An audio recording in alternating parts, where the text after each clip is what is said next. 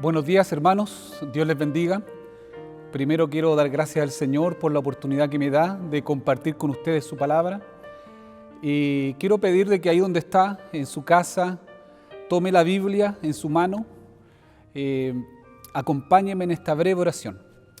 Padre nuestro, queremos pedir que tu Espíritu Santo pueda iluminar nuestra mente en esta mañana, que al abrir tu palabra podamos escuchar tu voz. Te lo pedimos en nombre de Jesús. Amén. Hay dos historias que quiero compartir con ustedes. Son historias muy especiales, pero al mismo tiempo es un verdadero contraste entre la una y la otra, tanto como la luz y las tinieblas. Son dos historias que en esta mañana vamos a profundizar y vamos a aplicar también a nuestra propia vida. La primera de ellas la encontramos en el libro de Mateo, el Evangelio de Mateo, el capítulo 8, y precisamente en el verso 5 en adelante. Ahí encontramos la historia del centurión romano. Seguramente muchas veces usted ha escuchado hablar o que alguien ha predicado acerca del centurión romano. Y dice aquí la palabra del Señor en el verso 5 del capítulo 8 de Mateo: al entrar Jesús en Capernaum, se le acercó un centurión que le rogaba diciendo: Señor, mi criado está postrado en casa, paralítico, gravemente atormentado. Jesús le dijo: yo iré y lo sanaré. Respondió el centurión y le dijo: Señor, no soy digno que entres bajo mi techo. Solamente di la palabra y mi criado sanará.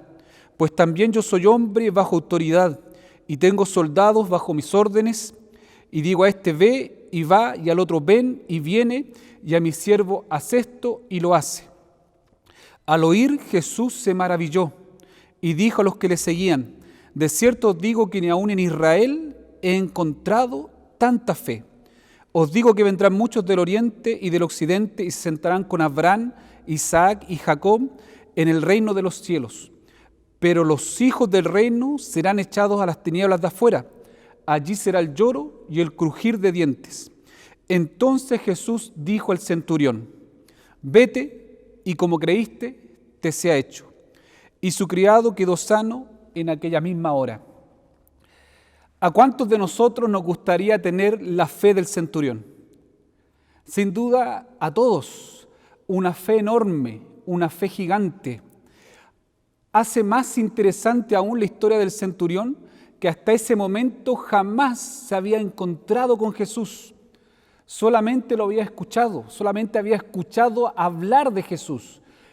Pero como había abrazado la fe de los judíos con anterioridad, estaba convencido que en algún momento de la historia el Mesías, el Hijo de Dios, tendría que aparecer.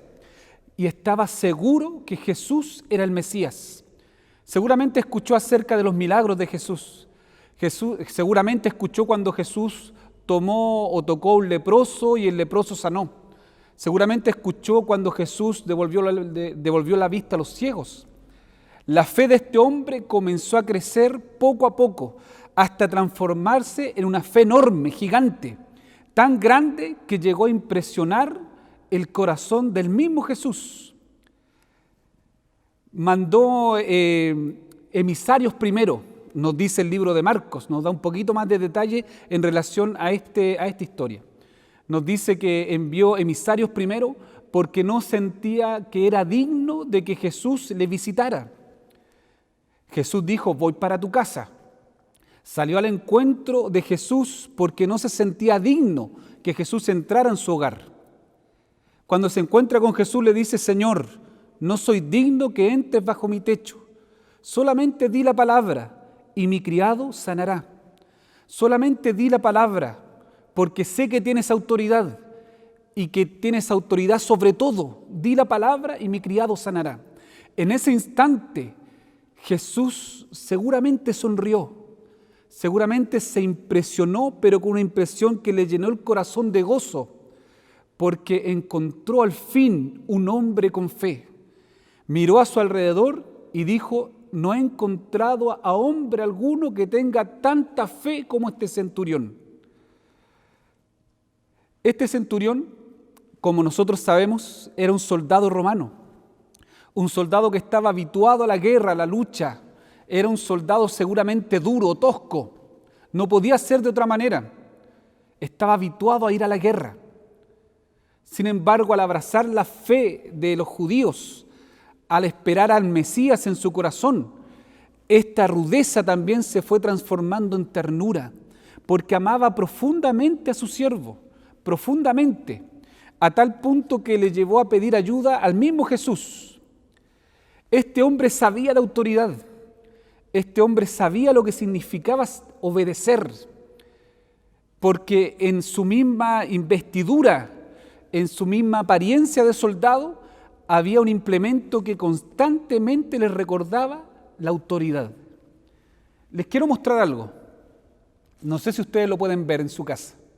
Seguramente hay algunos niños que me están escuchando. ¿Pueden ver de esta varita de qué es? ¿Adivinaste?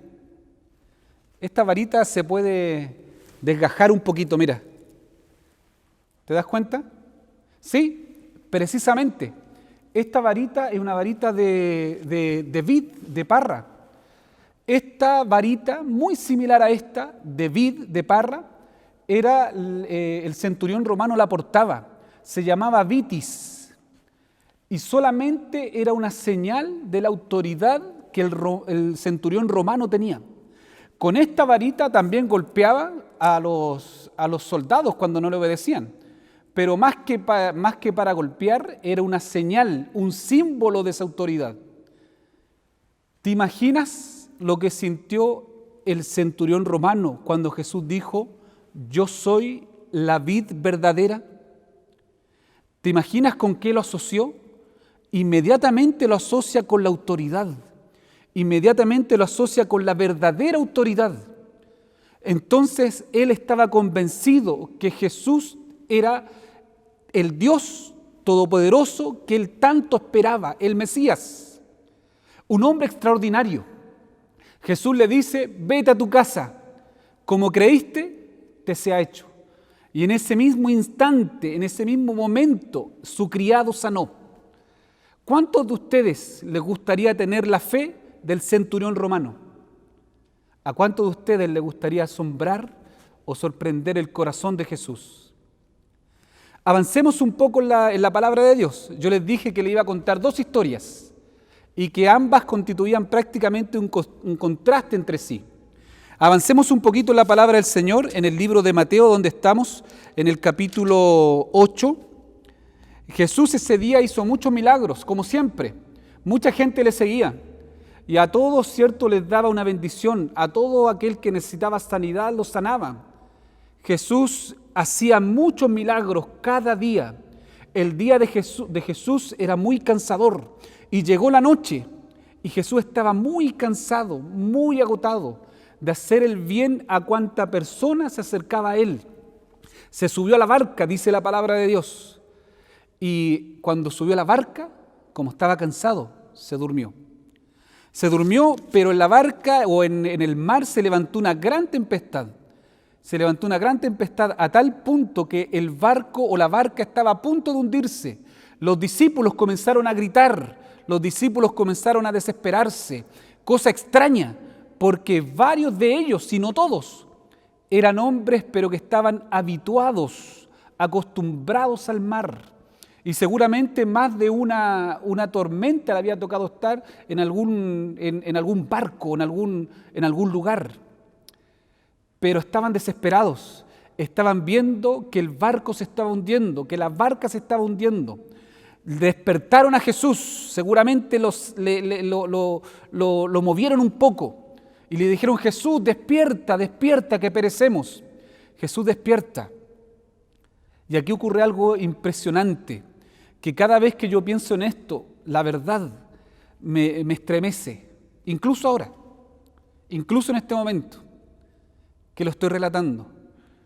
Jesús levanta su mano y le ordena al viento, al mar, a las olas, calla, enmudece.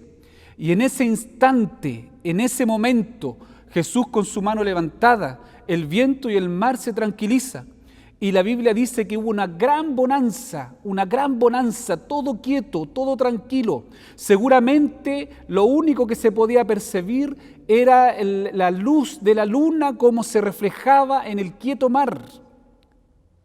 Los hombres dijeron, mirando a Jesús con temor, pero con un temor reverente: ¿quién es este hombre que aún el viento y el mar le obedecen? Ese hombre Jesús.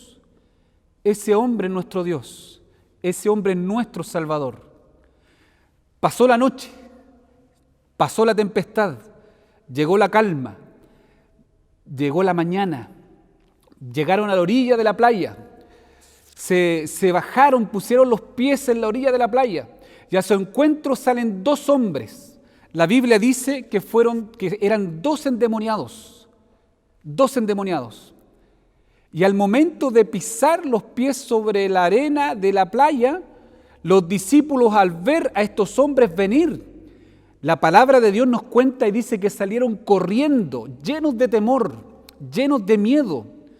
Tal era la apariencia de estos dos hombres, tal era el terror que les causó, que incluso Pedro, ¿se imaginan a Pedro corriendo por temor, por miedo? Incluso él estaba corriendo. ¿Cuántos eran los discípulos? A lo menos 12. ¿Acaso 12 hombres no podían controlar a dos personas?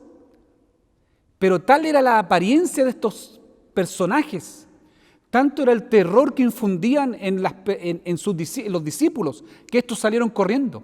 Pero al salir corriendo, miraron hacia atrás y se dieron cuenta que Jesús se había quedado ahí en la orilla. Jesús no corrió. Jesús vio venir a los dos endemoniados que venían corriendo hacia la presencia de Jesús. ¿Cuál era la apariencia de estos endemoniados? La Biblia lo relata. En el mismo capítulo 8, nos dice la apariencia que ellos tenían. Dice que vivían en los sepulcros, que la gente los amarraba con cadenas, pero tal era la fuerza que le otorgaban los demonios que estaban dentro de ellos, que las cadenas las rompían con facilidad, se golpeaban con piedras, y cada persona que pasaba por el lugar solamente la veían como alguien a quien causarle daño, terror y, si fuera posible, la muerte. Era una escena realmente de terror, terrorífica. Sin embargo, Jesús los vio venir hacia Él. Quien no le tuvo temor a la tempestad, tampoco le tenía temor a dos endemoniados. Cuando los endemoniados vieron a Jesús, su única intención fue matarlo, porque cada vez que veían a otra persona, el diablo inmediatamente le ponía la intención maquiavélica de matarlo. Se acercaron a Jesús. Sin embargo, Jesús no tuvo temor. Y la misma mano que levantó para calmar la tempestad, la profeta del Señor, Ellen White, nos dice que levantó esa mano. Y al momento de levantar la mano, los endemoniados no pudieron avanzar más. Y en ese momento ocurre algo muy especial. En ese momento ocurre algo increíble. La sierva del Señor, en el deseado de todas las gentes, nos dice que en ese instante, vagamente, se dieron cuenta que en Jesús podían encontrar ayuda. Que en ese instante que Jesús levantó su mano y ellos no pudieron acercarse más, se dieron cuenta que Jesús tenía el poder de salvarlos. En ese momento, Ellen White, en el deseado de todas las gentes, dice vagamente se dieron cuenta que Jesús tenía el poder de ayudarlos, el poder de salvarlos. Cayeron de rodillas para adorar a Jesús. Y al querer hablar, al querer pedir ayuda, al querer suplicar, en ese momento los demonios que tenían en sus mentes hablaron por ellos.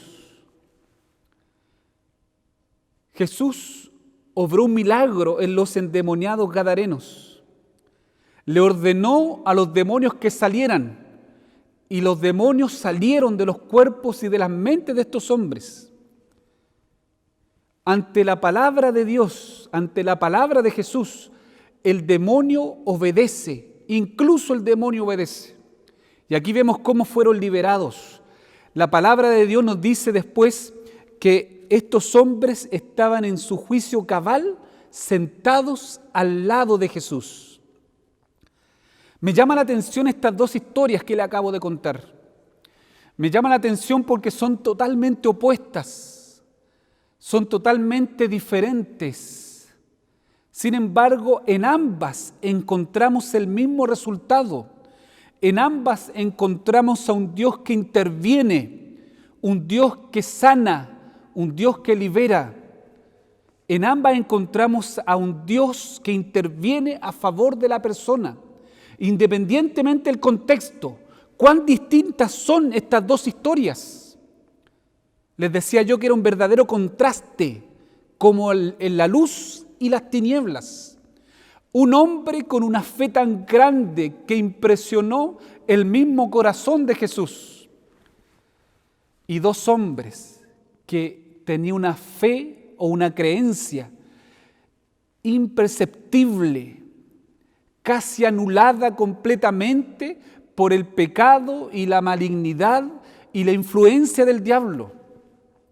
Un hombre que le bastaba solamente la palabra de Jesús.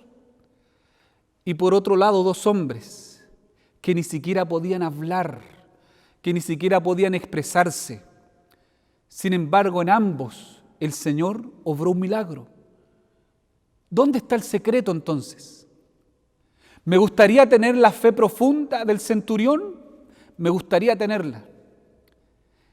Pero fíjense que los endemoniados también consiguieron un milagro. Si tuviéramos que comparar a ambos, sin duda alguna el centurión estaría por acá arriba y los endemoniados en el fondo de la tabla, los últimos de la lista. Pero en ambos casos, el Señor obró. El secreto, mis queridos hermanos, es depositar toda la fe que tenemos en Jesús. No te compares con nadie.